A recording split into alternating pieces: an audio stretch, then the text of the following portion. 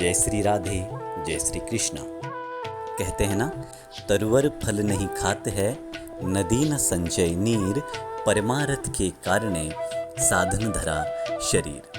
इन्हीं सद्भावनाओं का आश्रय लेते हुए परम पूजनीय प्रातस्मरणीय बद्रिकाश्रम क्षेत्र के भागवत किंकर श्री राजेंद्राचार्य जी महाराज द्वारा संचालित श्री विष्णु भक्ति एवं सुलोचना देवी गौ सेवा ट्रस्ट निरंतर विगत कई वर्षों से दिव्यांगजनों की सेवा, असहाय वंचित जनों की सेवा एवं वृद्धजनों, गौ गंगा संत ब्राह्मण जनों की सेवा तथा भारतीय सनातन संस्कृति के संरक्षण एवं संवर्धन के लिए ट्रस्ट द्वारा निरंतर प्रयास किया जा रहा है।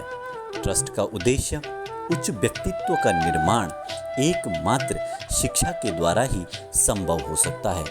इस आशय से हमारे ट्रस्ट द्वारा 2017 में रुद्रप्रयाग जनपदांतर्गत जखोली ब्लॉक क्षेत्र के ग्राम सभा चौरा में स्थायी चिकित्सा की व्यवस्था एवं आधुनिक सुख सुविधाओं से संयुक्त विद्यालय, जिसमें वैदिक शिक्षा, योग शिक्षा, तकनीकी एवं उच्च शिक्षा के अवसर प्रदान किए जाएंगे। 2017 में इसका कार्य प्रारंभ हो चुका है। अतः आप सभी महानुभावों, दानदाताओं का हम हृदय की गहराइयों से आभार व्यक्त करते हैं, क्योंकि आपके द्वारा दी गई दान राशि एवं पुण्य राशि के द्वारा ही यह संभव हो पाया है। अतः आप सभी महानुभावों से करबद्ध प्रार्थना है कि आपके टीवी स्क्रीन के आगे कुछ नंबर फ्लैश हो रहे हैं, आप उन नंबरों पर संपर्क साध सकते हैं एवं अपनी दान राशि, पुण्य राशि ट्रस्ट को समर्पित कर सकते हैं। आपके द्वारा दी गई पुण्य राशि से किसी असहाय, दिव्यांग एवं वृद्ध जनों के चेहरे पर मुस्कुराहट आ सकती है। आप सभी महानुभावों से करबद्ध प्रार्थना है कि इस धार्मिक कार्य में अपनी सहभागिता दर्ज करें एवं परमार्थ को सफल बनाएं। इन्हीं सद्भावनाओं के साथ जय श्री राधे, जय श्री कृष्णा।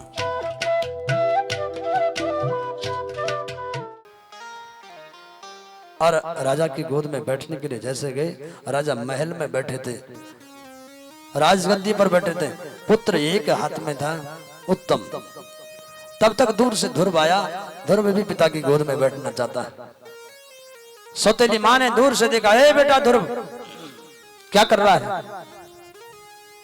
राजा की गोद में बैठने का दुस्साहस कर रहा है। तो राजा की गोद में बैठने का अधिकारी नहीं है। क्यों? क्योंकि तूने मेरे गर्भ से जन्म नहीं लिया है। तू सुनीति का बेटा है, तू राजा की गोद में नहीं बैठ सकता।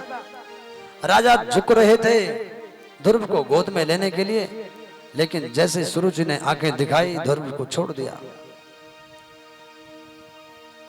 राजा गोद में नहीं ले सकता अपने पुत्र ध्रुव को, रानी के डर के मारे।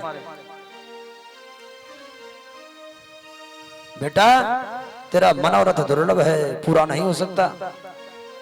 अगर तेरा मनोरथ पूरा होना तू चाहता है कि मैं राजा की गोद में बैठूं, तो एक काम कर, वन में जा, भगवान की भक्ति कर, और भगवान जिस दिन दर्शन देंगे तो भगवान से वरदान मांगना कि मेरा जन्म सुरुचि के गर्भ से हो। जिस दिन तुम मेरे गर्भ से जन्म लेगा, उसी दिन तो राजा की गोद में बैठेगा।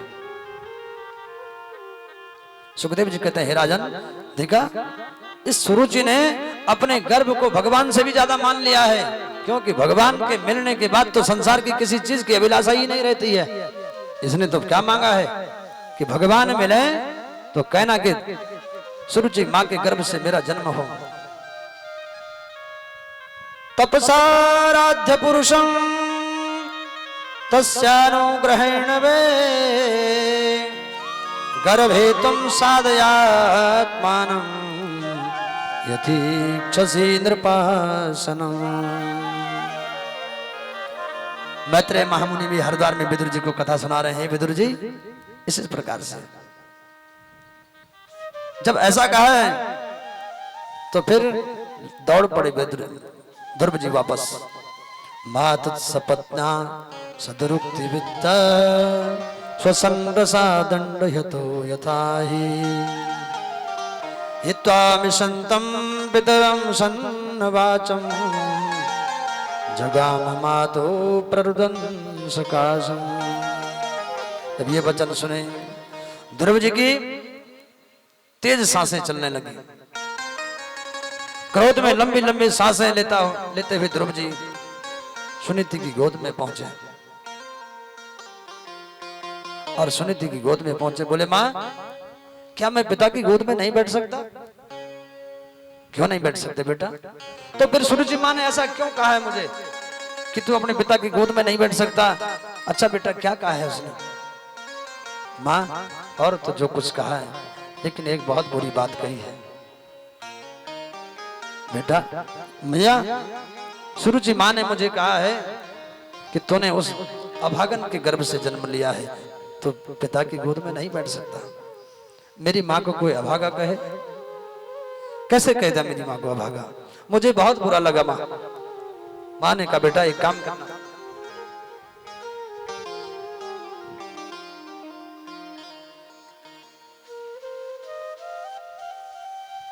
कहते सुनीति माँ का यह हाल हुआ। दावाग्निनाम तावलते बवाला। जिस प्रकार से दावानल की अग्नि में हरी भरी बेल झुलस जाती है उसी प्रकार से सुनीति मां भी घायल अवस्था में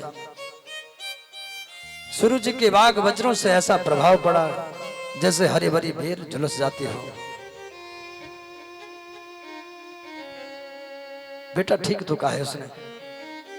मां मैं बड़ा होऊंगा तो बदला लूंगा सुरुचि मां से। तुरंत हाथ रख दिया मुख पर। बेटा किसी की अमंगल की कामना नहीं करते, ऐसा नहीं करते। मां मंगलम तातु परे सुमस्ता भुंक्ते जनो यत् पर दुख दत्ता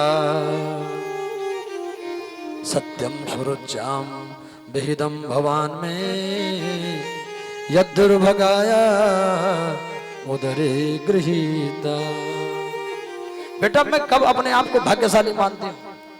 अरे अभागा तो हूं मैं जो मैं आज तक तेरे पिता की गोद में तुझे बैठा ना पाए तो अभागन तो हूं ही। लेकिन बेटा कभी उसके अमंगल की कामना नहीं करना। जो दूसरों के अमंगल की कामना करता है बेटा ध्रुव उसके जीवन में कभी मंगल नहीं हो सकता। कभी किसी की बुराई नहीं करनी बेटा।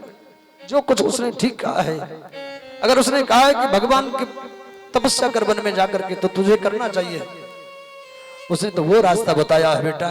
मैं तो तुझे तेरे पिता तक की गोद में नहीं बैठा पाई, लेकिन सूरज ने जो कहा है वो परम पिता परमात्मा की गोद में बैठने का रास्ता बताया है। चूकना मत बेटा, आज ही निकल जा, कल पर नहीं छोड़ना है, आज ही चला जा। माँ एक काम करते ना, दोनों चलते वन में। माँ ने कहा बेटा मैं किसी की पत्नी हूं, बिना उनकी आज्ञा के तेरे साथ नहीं जा सकती। तू आजाद है, जा सकता, मैं तुझे भेज रही हूं। माँ मैं अकेला जाऊंगा वन में? छोटा सा 4 वर्ष के 4.5 साल के ध्रुव। तो फिक्र मत कर बेटा, तू जहां जहां जाएगा ना मेरा आशीर्वाद तेरे लिए छाया बन करके जाएगा, कभी तेरे लिए कोई कमी नहीं होगी। माँ जंगल में तो पशु रहते हैं, बाघ शेर रहेंगे, सांप रहेंगे, सब खा जाएंगे मुझे। माँ ने समझाया बेटा भगवान सब जगह हर जीव में है, तुझे मेरा आशीर्वाद है, कभी तुझे कोई जीव सताएगा नहीं। माँ का आशीर्वाद बहुत बड़ा होता है। माँ के आशीर्वाद से भगवान रामभद्र भी जब कौशल्या माँ से आशीर्वाद देने लगे तो माँ ने कहा बेटा तू पिता की आज्ञा से वन में जा रहा है ना, तो चला जा, लेकिन मैं तुझे आशीर्वाद देती हूं, तेरे लिए तू जहां जाएगा वहां तेरी अयोध्या बसेगी। जिस देश में जाएगा, जिस मुल्क में जाएगा, वहां नई अयोध्या तैयार होगी। ये मेरा आशीर्वाद है। जा बेटा आज। ध्रुव जी महाराज चल पड़े वन की ओर, माँ का आशीर्वाद लिया, माँ की परिक्रमा करके चल पड़े वन की तरफ। छोटे से बालक ध्रुव वन की तरफ गए। आधे रास्ते में पहुंचे, जंगल रात होने लगी, आसमान में नारद मुनि घूमने लगे। छोटा सा बालक रोते रोते नारद जी ने प्रकट हुए सामने। बेटा कहां जा रहे हो? भगवान को प्राप्त करने जा रहा हूं, प्रभु की स्तुति करने, भगवान को मिलना है मुझे। बोले जंगल में बेटा भगवान नहीं है, यहाँ तो शेर भालू रहते हैं, सब नाश्ता कर जाएंगे तेरा। दूर से जब देखा था नारद जी को दूर से, तो कम से कम आधा किलोमीटर से ही प्रणाम कर दिया था ध्रुव जी ने।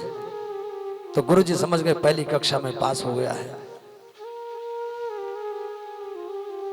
ध्रुव जी ने बहुत आजमाने की कोशिश की, बेटा अरे जंगल में बैठ करके बड़े बड़े अमलात्मा विमलात्मा संत सन्यासी, उनको भगवान की प्राप्ति नहीं होती, तुझे कैसे मिल जाएंगे? ध्रुव जी ने कहा एक बात कहूं आपसे, मेरी माँ कहती थी कि जब नारद जी मिले तो समझ लेना बेटा भगवान दूर न होंगे। आप नारद नहीं हो सकते, आप नकली नारद हैं, असली नारद नहीं हो सकते आप। छोड़ो आप मेरा रास्ता छोड़ दीजिए। और रास्ता छोड़ करके जाने लगे। नारद जी रोने लगे, आंखों में अश्रुधारा प्रेमाश्रु बहने लगे। रुक तो बेटा, रुक तो सही, रुक जा। समझाया और अंत में ये मंत्र दिया, ले ये मंत्र है, इस मंत्र को मधुबन में जाकर के बेटा भगवान की तपस्या करना, अवश्य ही नियम सारे बताए, इस प्रकार से भगवान का नाम स्मरण करना है। और ध्रुव जी महाराज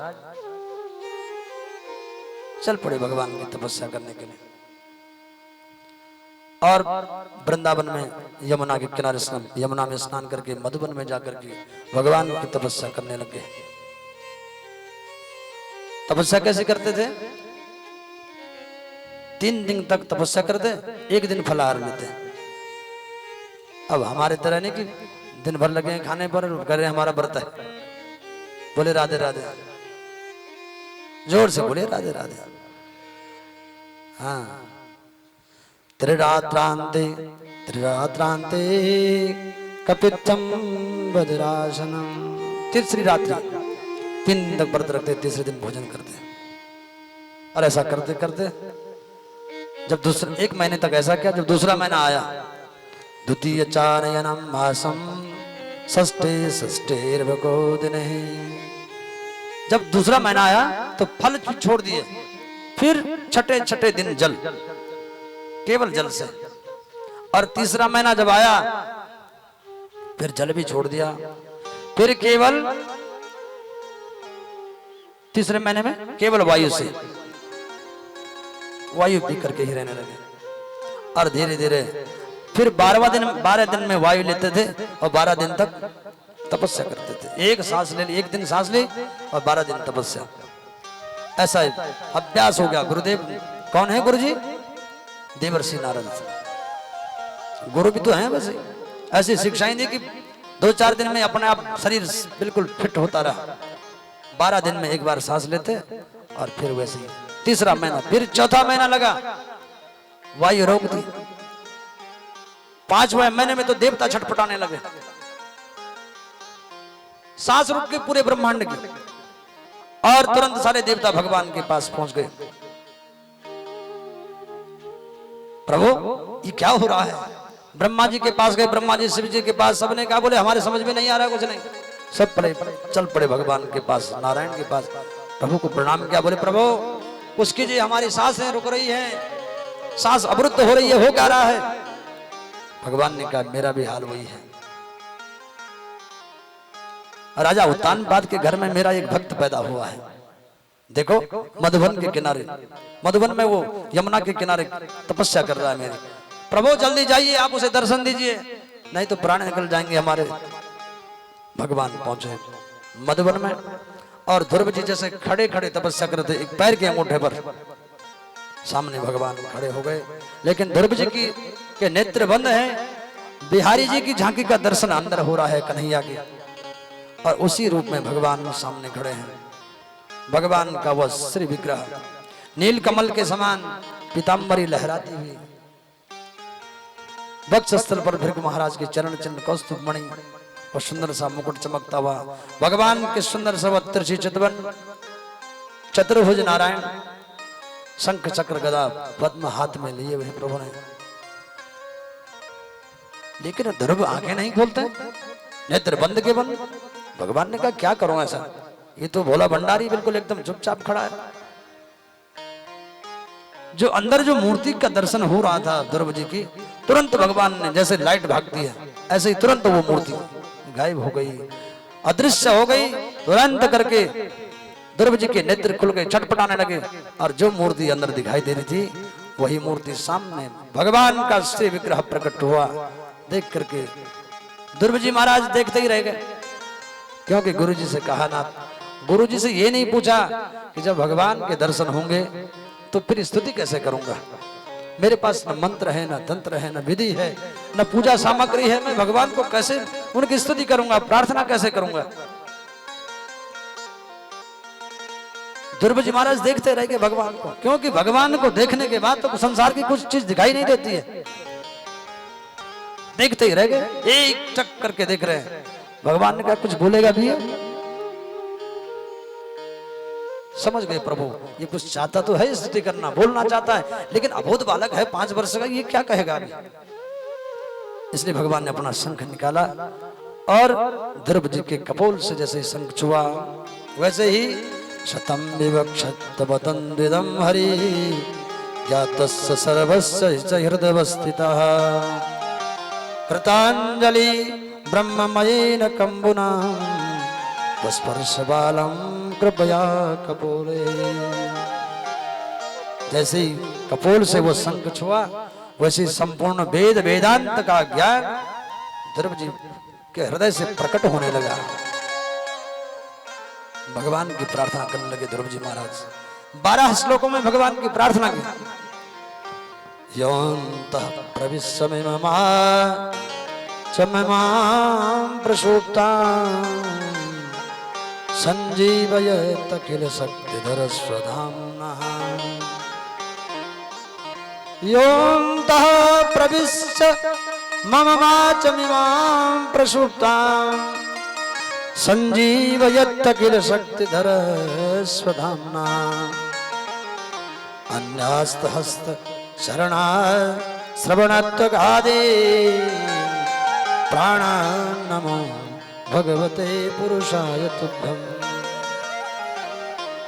हे परमात्मा, आपने मेरे अंदर सोई हुई मेरी वाणी को जगा दिया, अंदर प्रविष्ट होकर के। योऽन्तः प्रविश्य ममाच मिमां प्रसूप्तां, मेरी सोई अंदर, मेरे अंदर प्रविष्ट होकर के आपने मेरी सोई हुई वाणी को जगा दिया है। ये प्रभु मैं आपको प्रणाम करता हूं, नमस्कार करता हूं। ध्रुव जी ने बड़े भाव से भगवान की स्तुति गाई है। कैसे आपका, किस प्रकार से आपकी स्तुति करूं, किन शब्दों में करूं। आपने मुझ पर कृपा, भगवान ने कहा ध्रुव एक काम करो बेटा, क्या चाहिए तुम्हें, मांगो, कुछ मांगना चाहो। ध्रुव जी ने कहा बोले प्रभु कुछ नहीं है, आपके दर्शन के बाद तो कुछ अभिलाषा ही नहीं है मांगने की। नहीं नहीं बेटा, मैं जानता हूं जिस कार्य के लिए तू वन में आया ना, पहले वो कार्य तेरा सिद्ध होना चाहिए। तो जा पिता का राज्य संभाल और तेरी हर इच्छा पूर्ण होगी। फिर उसके बाद जाओ। ध्रुव जी चल पड़े भगवान की आज्ञा से। भगवान अंतर ध्यान हुए और ध्रुव जी घर की तरफ आए। आज जैसे राजा उत्तानपाद को लगा कि मेरा बेटा तपस्या करके घर पहुंच रहा है। जिस दिन वन में गए थे ध्रुव जी, जब राजा उत्तानपाद को पता लगा कि मेरा बेटा ध्रुव वन में जा रहा है, तो ध्रुव जी से कहा था बेटा अपने दूतों को भेज करके कहा था कि उसे कहो कि मैं तुझे 5 गांव दे दूंगा, तो घर पर ही रहा, वन में मत जा। ध्रुव जी ने कहा धन्य हो मेरे प्रभु, हे दयालु, तेरी बड़ी कृपा है। अभी तो मैंने केवल सोची है वन में जाने की और 5 गांव दे दिए हैं पिताजी ने, मुझे 5 गांव नहीं चाहिए। जब ध्रुव जी गांव के बाहर निकले तो पिताजी का संदेश आया, बेटा आधा राज्य दे दूंगा, घर पर रह जा। लेकिन उन्होंने कहा नहीं, अब मैं तो चला हूं तो चल भगवान को प्राप्त करके ही रहूंगा। घर पहुंचे, पिताजी ने स्वागत किया। ध्रुव जी सबसे पहले सुरुचि मां के ही पास गए। जिस मां ने भगवान का रास्ता बताया, उस मां के चरणों पर अश्रुधारा से उनके चरणों को धोया, मां ने हृदय से लगाया। तब सुनिधि मां के पास भगवान ध्रुव जी पहुंचे और पिता का राज्य संभालने लगे। कहते कि 36,000 वर्ष तक राज्य किया ध्रुव जी ने। और अंत में जब जाना तो सबको है संसार से, तो मृत्यु की देवी प्रकट हुआ, मृत्यु का देवता, और उसके सिर पर पैर रख करके ध्रुव जी महाराज, भगवान ने तो ध्रुव के लिए अलग लोक बनाया, एक ध्रुव लोक, जिसका हम लोग दर्शन करते हैं। ध्रुव लोक सवेरे 4 बजे ध्रुव तारा के दर्शन होते हैं। उस ध्रुव लोक का निर्माण करवाया और ध्रुव जी वहां जब जा रहे थे अपने पार्षदों के साथ, भगवान के पार्षदों के साथ ध्रुव जी, तो ध्रुव जी के मुख पर चिंताएं थी। तो पार्षदों ने पूछा, बोले प्रहलाद, तो ध्रुव जी क्या चिंता है? बोले मेरी माँ रह गई है, माँ का क्या होगा? बोले जिस माँ के गर्भ से ऐसा पुत्र भगवान का भक्त जन्म ले, वो माँ यहाँ कैसे रह सकती है? तो स्वर्ग से भी ऊंचा स्थान उस माँ का है। देखो आगे आगे जो रथ जा रहा है, इस पर आपकी माता से स्मृति बैठ करके जा रही है। ध्रुव जी महाराज भगवान के परम धाम हो गए। बोले ध्रुव जी महाराज की जय जय श्री राधे हरे हरे महादेव। अब जो राजा उत्तानपाद के दूसरे बेटा थे उत्तम, उसका भी वध किया यक्षों ने, यक्षों के साथ लड़ पड़ा, वध किया यक्षों ने। ध्रुव जी के वंश में एक राजा हुए जिनका नाम था अंग, बहुत से संपन्न राजा थे अंग राजा, लेकिन औलाद ऐसी हुई अंग राजा की, नास्तिक संतान हुई। और जब अंग राजा स्वर्ग सिधार गए तो ये वैन राजगद्दी पर बैठा, इसने सब धर्म कर्म बंद करवा दिया। कहीं कोई धर्म कर्म नहीं होगा, सब बंद करो, और यज्ञ अनुष्ठान भोजन भंडारा जो होगा सब मेरे नाम से होगा, क्योंकि सर्वदेव मयो नृप, सब देवताओं जो हैं वो राजा के शरीर में निवास करते हैं। फिर देवताओं की पूजा क्यों करते हो? मेरी पूजा किया करो। और आदेश दे दिया कि सुनो, जितने भी अपने सभासद थे, परिकर जितना था राजा का, सबको कह दिया कि खबरदार कहीं कोई धार्मिक अनुष्ठान दिखा तो सब बंद कर दीजिए। पृथ्वी में हाहाकार मचने लगा। जय जय देश देन दुज पावे, नगर गांव पुर आग लगावे। राजा बहन ने कहा, जहां जहां ब्राह्मण रहते हो, गौ रहते हो, संत रहते हो, एक भी जिंदा नहीं बचना चाहिए। आग लगा दो सबके सब, पूरा मोहल्ला जला दो, क्योंकि इससे बढ़ेगा धर्म। भगवान कब आएंगे? सबसे पहला भगवान ने कहा है, मैं कब आता हूं? विप्र धेनु सुर संत हित लीन मनुज अवतार। सबसे पहला मैं विप्र के लिए, विप्र यानी ब्राह्मण, जब दुखी होता है तो उसके लिए मैं धरती पर आता हूं। विप्र धेनु, दूसरा नंबर किसका? गाय का। सुर संत हित, देवता और महात्मा, ये जब दुखी होते हैं, अत्यंत दुखी होते हैं, तब जाकर के भगवान धरती पर अवतार देते हैं। राजा बहन ने कहा, इनको, ये सब फ्री खाने वाले हैं, इनको सबको मारो, एक भी जीवित नहीं बचना चाहिए। और धरती अकुलाने लगी, अधर्म बढ़ने लगा, सूखा पड़ने लगा, सब हरियाली खत्म। जो पक्षी पेड़ पड़ते वो वहीं से ही टपक पड़ते थे नीचे। सालों हो गए बारिश नहीं हुई, लोग मरने लगे, भूखों बीमारियों से मरने लगे। बड़ी मुश्किल से नंबर आया मरने का उसका। और जब बहन मरा तो उसके शरीर का मंथन किया गया, महात्माओं ने, ऋषियों ने मंथन किया शरीर का। सबसे पहले निषाद निकला उसके शरीर से, और उसके बाद भगवान पृथु का प्रादुर्भाव। बोले पृथु महाराज की जय जय श्री राधे। पृथु महाराज बड़े शील संपन्न राजा। पृथु महाराज को देवताओं ने, ब्राह्मणों ने, सब ने मिलकर के यज्ञ इत्यादि करवाए। धरती माता प्रकट हुई है गौ के रूप में। धरती का नाम एक रत्न गर्भा है, जिसके गर्भ में रत्न छुपे हैं। धरती माता ने कहा इन जगहों पर रत्न छुपे हैं, निकालो, यज्ञ करो, अनुष्ठान करो, हरियाली लाओ धरती पर, पूरी धर्म की स्थापना कीजिए फिर से। यज्ञ का जो जल था उसको लेकर के पृथ्वी महाराज सारी धरती पर घूमे, जगह जगह सिंचन किया और वहीं वहीं सब औषधियां फिर से प्रकट होने लगी, हरियाली होने लगी, वर्षा होने लगी। बारिश कब होती है? यज्ञ से। अन्नात् भवति भूतानि पर्जन्यात् यज्ञ संभव। वर्षा जो है वो यज्ञ से ही संभव है। अन्न जो है, अन्न वर्षा से पैदा होता है। जब वर्षा होगी तो अन्न उगेगा, घास उगेगी, अनेक प्रकार की औषधियां उगेंगी। और वर्षा किससे होती है? यज्ञ से। पर्जन्यात् यज्ञ संभव। तो फिर यज्ञ हुए, अनुष्ठान हुए, धरती खुशहाल होने लगी और पुनः दोबारा से हरियाली चारों तरफ होने लगी। एक यज्ञ इंद्र के साथ एक बार युद्ध हुआ, राजा पृथु का। इंद्र युद्ध में हार गया और पृथु महाराज का नाम विजितास पड़ गया। इंद्र को भस्म करने के लिए उन्होंने एक यज्ञ का अनुष्ठान किया एक, और यज्ञ के उस अनुष्ठान में इंद्र को भस्म करने के लिए क्या था?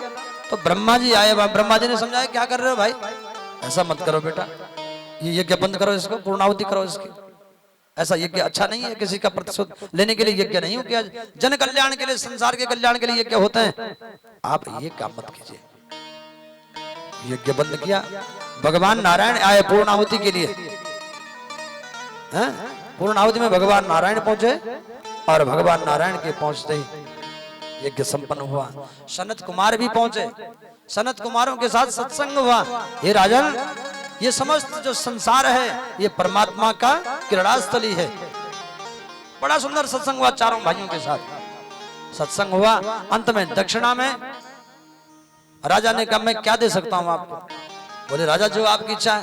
तो राजा ने कहा, बोले प्रभु एक काम करो गुरुदेव, मेरा धन, राज्य, वैभव, घर, परिवार, सब कुछ मैं संकल्प करके आपको समर्पित करता हूं। दान में सब कुछ सौंप दिया पृथु महाराज ने, सब कुछ, राजकाज सब सौंप दिया सनत कुमारों को। सनत कुमारों ने कहा, देखो ये तो आपने सौंप दिया, अब इसके मालिक हम हैं। ऐसा काम करो आप, हम आपको ये सौंपते हैं। हमारा काम नहीं है राजकाज चलाना, ये तुम्हारा काम है, लेकिन राज हमारा है, चलाओगे तुम। खुशहाल जनता रहनी चाहिए, प्रजा सब खुश रहने चाहिए, इस प्रकार से आप चलाइए। और भगवान जब आए हैं तो भगवान से कहा, पृथु महाराज ने बोले, प्रभु 2 कानों से मैं आपकी कथा से अतृप्त हो रहा हूं, पूरी नहीं होती 2 कानों से कथा, इसलिए मुझे 1000 कानों की शक्ति दे दीजिए, 1000 कान दीजिए मुझे। पृथु महाराज को भगवान ने सहस्त्र कर्ण दिए कथा श्रवण करने के लिए। 2 कानों से पूरी नहीं होती महाराज, इसलिए 1000 कान दे दीजिए, 1000 कान दीजिए, 1000 कर्णों की शक्ति दे दी। और भगवान वहां से अंतर ध्यान हुए। सनत कुमार जी भी अंतर ध्यान में भक्ति भक्त भगवान की जय। जय जय श्री राधे।